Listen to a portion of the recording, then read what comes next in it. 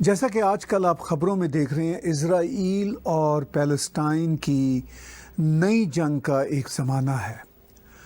یہ نیا تنازع 2014 کے بعد اتنی شدت سے ہمارے سامنے آ رہا ہے۔ بالکل آپ ٹھیک بات کر رہے ہیں کہ ایک تو آپ یہ کہیں جی کہ ایسا لگتا ہے کہ جیسے فلسطین کے اندر یا ہمارے فلسطینی بہن بھائی ہے جو بچے ہیں ان کے اوپر تو کسی طرح کا ظلم ایک لحاظ سے ہو نہیں رہا۔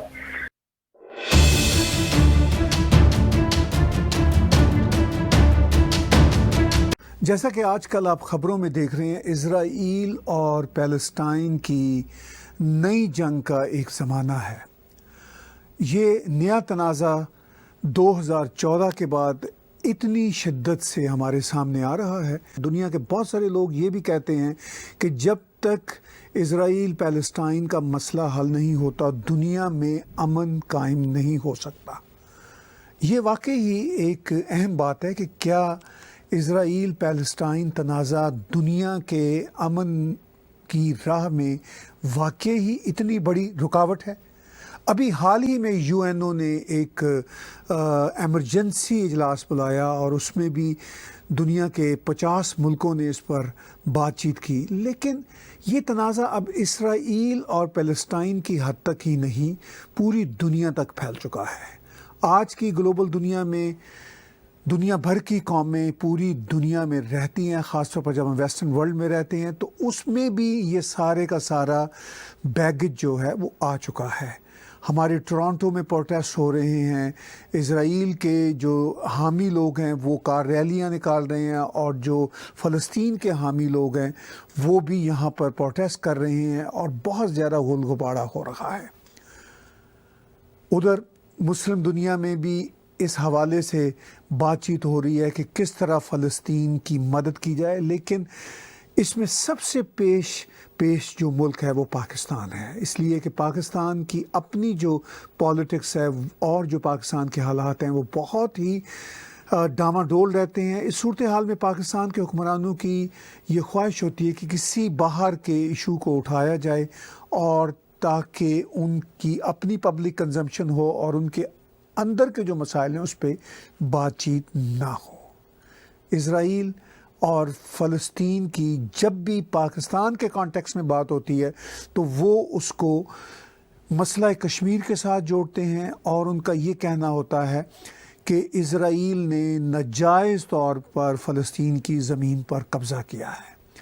ایک پاکستانی دانشور نے بہت ہی امپورٹنٹ بات ٹویٹر پہ لکھی۔ انہوں نے کہا کہ یہ کتنے حیرت کی بات ہے کہ ایک طرف تو پاکستانی اس بات پر خوشی مناتے ہیں کہ برطانیہ نے بھارت کو توڑ کے، بھارت کے ٹکڑے کر کے پاکستان بنایا، لیکن پاکستانی اس بات پر خوشی کا اظہار نہیں کرتے جب برطانیہ نے فلسطین یا عربوں کی زمین سے اسرائیل کو بنایا تھا۔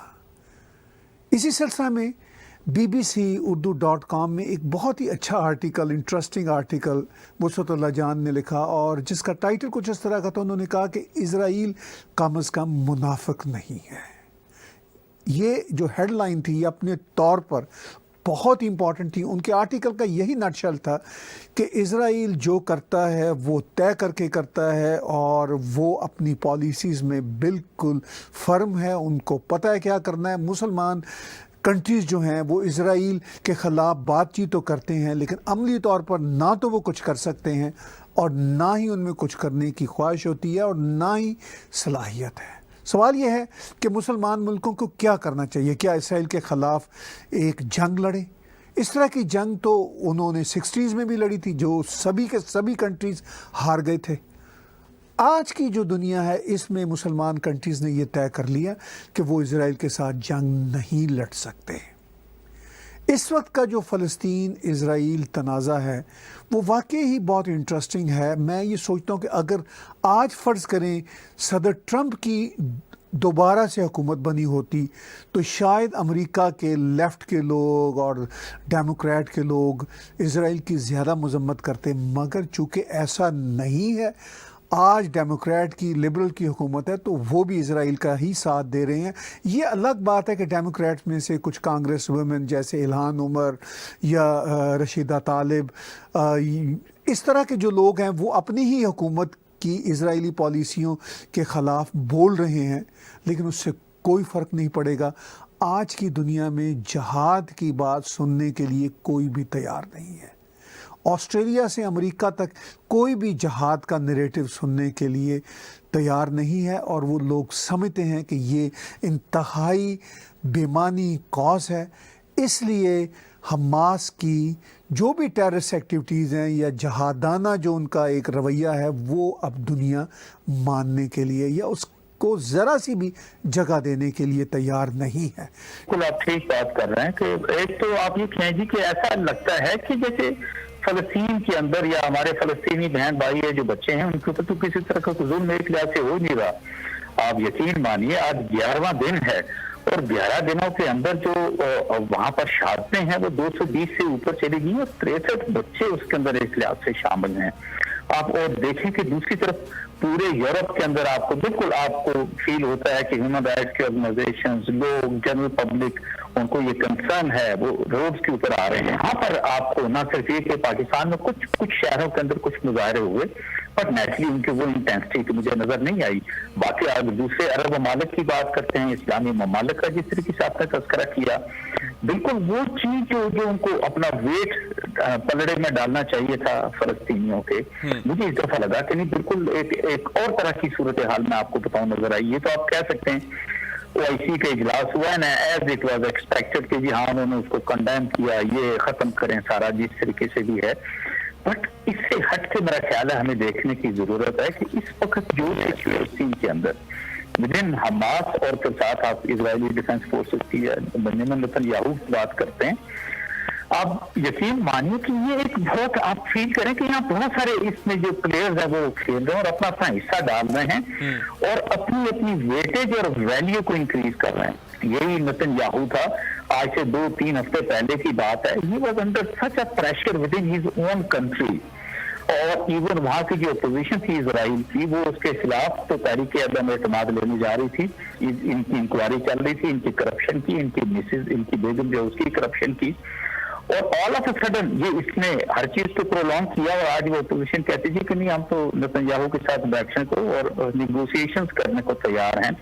और वो जो इजराइल का मजहबी तबका है, जो एक्सट्रीमिस्ट हैं, वो उनके अंदर जो नेतन्याहू का ग्रासर वो बेनतहा एक लिहाज से ऊपर चला गया। The beneficiary certainly Netanyahu are the extremist basically in Israel की आप बात करते हैं। आप दूसरी तरफ आप आ जाइए, अच्छा इस सारे प्रोसेस के अंदर देखें कहाँ पे प्रॉब्लम हो रही है, गजा के अंदर हो रही है। और लोग अक्सर बात करते हैं ना कामरान के यरूशलेम की बात करें तो हम यरूशलेम नहीं कहते, हम उसको बैतुल मुकद्दस कहते हैं, अल-कुद्स कहते हैं, उसको यही नाम मैं समझता हूँ कि लेना चाहिए। These are the two places आप समझते हैं कि जिसके अंदर डिस्टर्बेंस हो रही है और जिसके अंदर मैक्सिमम डैमेज जो हो रहा है वो तो आपको गजा के अंदर एक लिहाज से होता हुआ नजर आ रहा है। आपको वहाँ की शहादतों का, जख्मियों की जो तादाद है, इट इज मोर देन 2। आप यकीन माने इन 11 दिनों के अंदर यानी 500 से ज्यादा जो उनकी बिल्डिंग है उनको टोटली कोलैप्स कर दिया है। 500 से ज्यादा बिल्डिंग, 6 हॉस्पिटल जो है वो खत्म किए उन्होंने, और कोई 12 के करीब जो हेल्थ फैसिलिटी के मुख्तलिफ बिल्डिंग्स थी उनको उन्होंने एक लिहाज से डैमेज किया, स्ट्रक्चर को उन्होंने डैमेज किया, स्कूल्स को डैमेज किया। वो स्कूल जहां पर लोग जाके पनाहगज़ीन होते थे, and there are more than 55,000 people who have been displaced within their own Gaza strip की बात करते हैं। और किए जाए कि आप देखें ना यही गजा है जो कि साथ लगता है इजिप्ट के, तो वहां तो मुकम्मल पाबंदी है कि आज से ना कोई आए ना कोई जाए वाली बात आती है, ना किसी तरह की कोई सपोर्ट है। सो आप ये देखें ना कि जो पड़ोसी मालिक की बात करते हैं, जॉर्डन तो चलो साइड पर आ जाते ना, इसराइल